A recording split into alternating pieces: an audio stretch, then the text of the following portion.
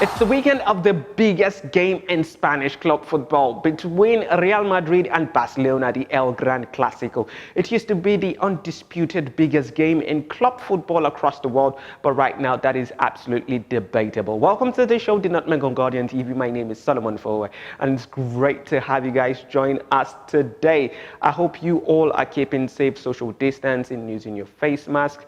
And if you're not subscribed to this YouTube channel, you should absolutely do that, because Guardian Nigeria has awesome content for you. If you're watching on Instagram or Facebook, kindly like and follow this page. Yes, great to have you guys join us once again on this show.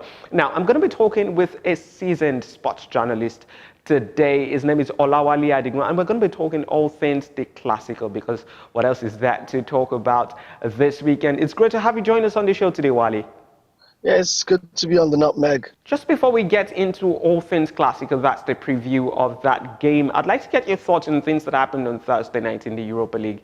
You know, Manchester United against Granada, that 2-0 victory by Manchester United, and Arsenal drawing against Slavia Prague in the Europa League. What were your thoughts from those games? Quick one for Arsenal. I thought that their sins are catching up with them. I think that they have overachieved to get to this stage of the Europa League. They've been very irresponsible in both ends of the pitch, and yesterday it showed once again. Profligate in front of goal, lacking focus on the other end of the pitch, and it was very, very much obvious. Slavia Prague were coming to this game on the back of an unbeaten run last 19 games, having knocked out Steven Gerrard's Rangers. It was going to be a dangerous side.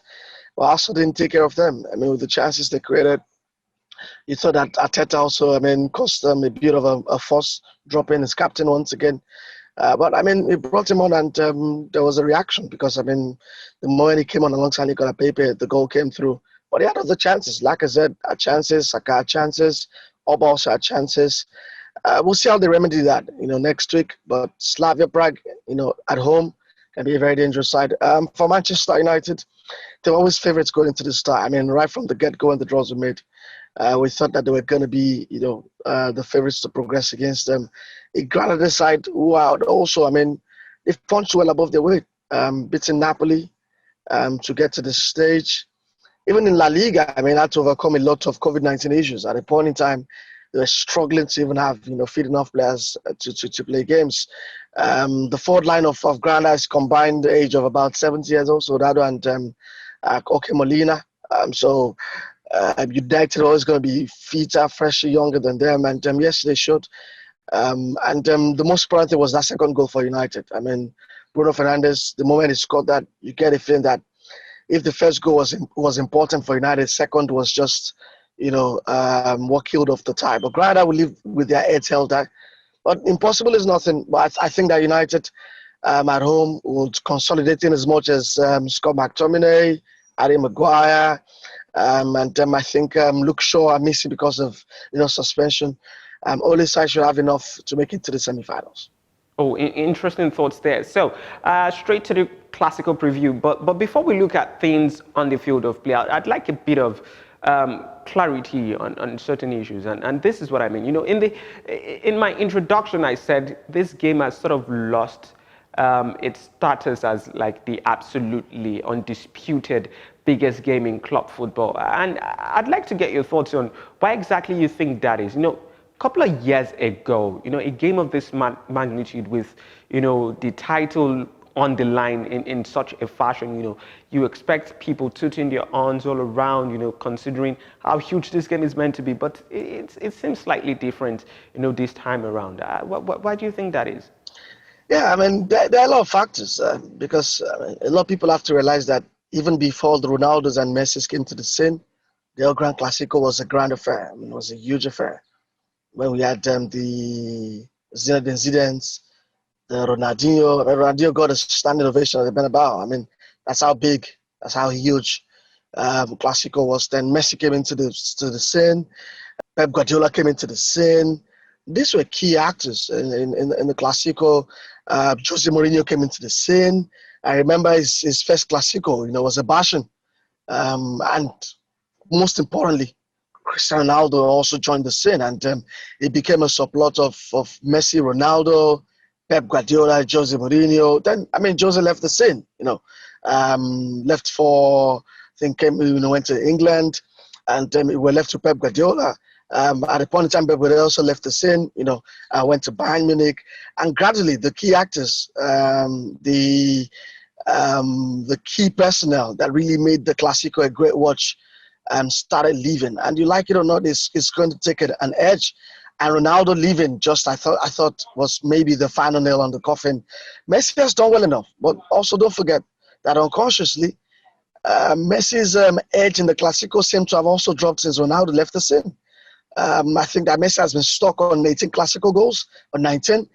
He hasn't scored more since Ronaldo basically left the scene. So, and you know that both of them drive each other, with the Clásico competition. But for the first time in years, this is the first Clásico that has an important meaning, for La Liga itself, because it is a Clásico that can determine where the title heads to. It's a Clásico that can ensure that Barcelona come from nowhere. I mean, Barcelona were as lowly as 11th or 13th in La Liga. It can ensure that they go top of La Liga and probably go on pressing and win the league. It's a Clásico that can put Atletico and Barcelona on a war path. If you check your fixtures, the penultimate fixture of the weekend sees Atletico take on Barcelona. So it's a Clásico of important proportions. It has many meanings. And the good thing is that it's also a Clásico where two sides are coming into this one with some confidence and with some form. Benzema is scoring goals. Messi is in rich vein of form. Real Madrid are doing well in the Champions League, although they have a second leg to think about. Barcelona had to dig deep, on Monday night against Valladolid. I mean, I can also throw in Antoine Griezmann's miraculous birth of his third baby that happened on the same, day with his other two siblings. So there's a lot of feel-good factor going into this Clásico. Great thoughts there, Wale. And just to move further along, in the game, there's not going to be Eden Hazard, there's not going to be Sergio Ramos, Varane is not going to be playing for Real Madrid, and also there's the possibility that Toni Kroos might not make that particular fixture. You're looking at this and you're considering the fact that would this be a spectacle that we really expect it to be? And how do you see this game panning out? Barcelona have been a whole lot better with their form. They've won 6 games on the trot. And if you consider all of this, how do you expect the game to pan out, on the field of play, that game between Real Madrid and Barcelona? Yeah, so speaking of a spectacle, I think that the biggest thing that has taken over the spectacle has been COVID-19. I mean, fans can't come to the stadium. The fans play a huge part. La Liga is a league that feeds so much on the energy of the fans, because La Liga is a league that is so close to the fans. It's a community-based league. Every club has this affinity, has this relationship, has this my club and Irish, relationship with the fans. From the Basque region, I mean, you could see the Basque Copa del Rey final. The fans took it in as much as they were not allowed. I mean, the Copa was postponed just to allow to see if the fans could attend. The Seville derby a couple of weeks ago, Jesus Navas was complaining bitterly. Joaquim also was complaining bitterly. They need the fans. The Seville derby has always been about the fans, same as the Clásico too. Real also playing at the Alfredo Stefano doesn't help matters too, when it comes to the Clásico. But this will be at the camp now. So I think the fact that the occasion, there's a sense of occasion, there's a lot of stake, will give it the spectacle that we want. But the players you've mentioned who might be missing, that would really affect Real Madrid. But at this point in time, Real will be asking themselves, Zinedine will be asking himself, is he about La Liga? Is he about defending the title right now? Or is he about having another proper crack at the Champions League, where they have a very good chance of making it to the semi-finals after the 3-1 win over Liverpool? Eden Hazard is on his way back. I don't think he's fit enough or ready for this Clásico yet. I think it comes too soon.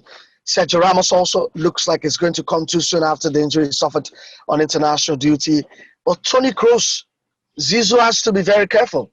Is he going to risk him for this one or keep him for the clash at Anfield, where he can be very crucial, where he was crucial, in the first leg, probably the man of the match.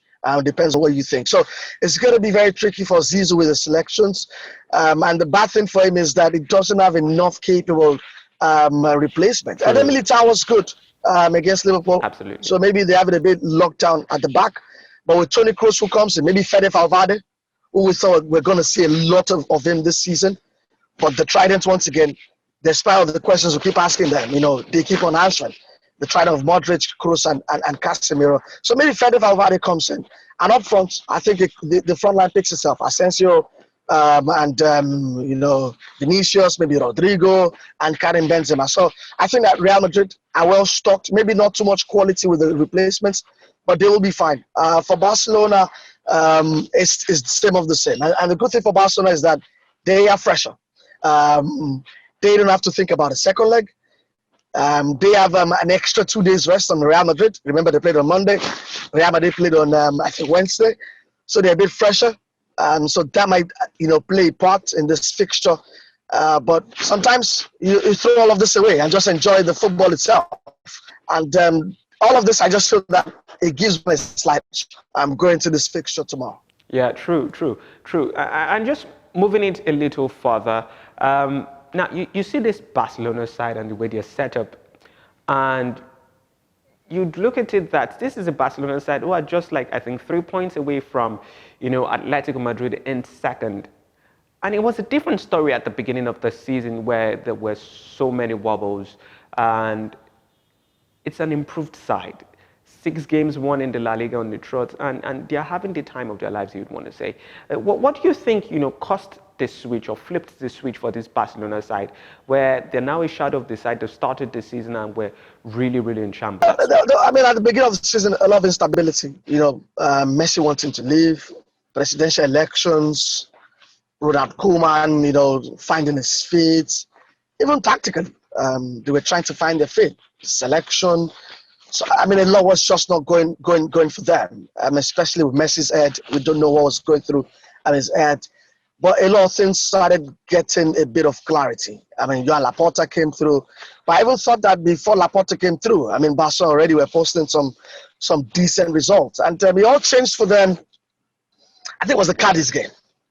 Yeah, after the Cadiz, there was just a switch in terms of the system that allowed, Messi and the likes of the front line of Messi and the young star who got his bow with the international team in this last international windows. It just made sense for them. I think they also switched to more of a 3 at the back with, the Dutchman switching, joining the back line of Piqué. Piqué's return to form also has been very crucial for them. I thought Ansu Fati was going to be a big miss, but he's still out injured. He hasn't returned to full fitness yet. But basically, once Messi is back in form, everyone is back in form because that's the huge impact it's got on the team. Everyone continues to play well. Ricky Puig also has been contributing really well, from the bench. And after that Cadiz game, everything just started, aligning, for them. Messi started integrating more with the rest of the players, and they started scoring more goals. And I think that Joan Laporta also coming has also given Messi a sense of belonging once again. Looks like Messi is going to stay. Remember, for the first time in a long, long time, Messi went to the election poll to vote, and that had to count for something. So all of those factors, you have to put it together. Then Atleti's slump in form gradually started giving Atleti some belief. I thought they also had a very good cup run where they came back from 2 down against Sevilla over 2 legs, to knock out Sevilla. So it was a collaboration of a whole lot of things. But crucially, the moment Messi got back into the mood, they started picking the results. And it continues to give you an idea of what Barcelona is. A scary idea, Solomon. But it's a very scary idea what Barcelona could be without Lionel Messi.